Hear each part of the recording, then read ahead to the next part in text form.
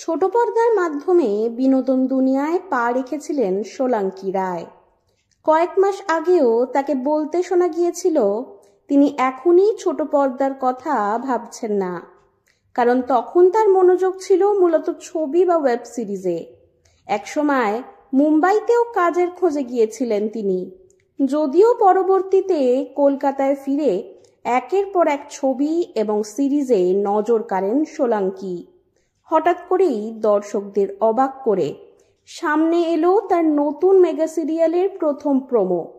যদিও গুঞ্জন শোনা যাচ্ছিল সোলাঙ্কি আবার ছোট পর্দায় ফিরতে চলেছেন, অবশেষে স্টার জলসার তরফে প্রকাশিত হলো সেই ধারাবাহিকের প্রথম প্রোমো। সেখানেই দেখা গেল গাঁটছড়ার পর আবারও গৌরব চট্টোপাধ্যায়ের সঙ্গে জুটি বাঁধছেন তিনি। সোলাঙ্কির শেষ মেগাতেও নায়ক ছিলেন গৌরব, আর তাদের জুটি দর্শকদের কাছে ছিল বিশেষ জনপ্রিয়। সেই জুটি আবারও ফিরছে নতুন ধারাবাহিক এলা ও গোরার গল্পে। প্রোমো নির্মাণেও এসেছে অভিনবত্বের ছোঁয়া।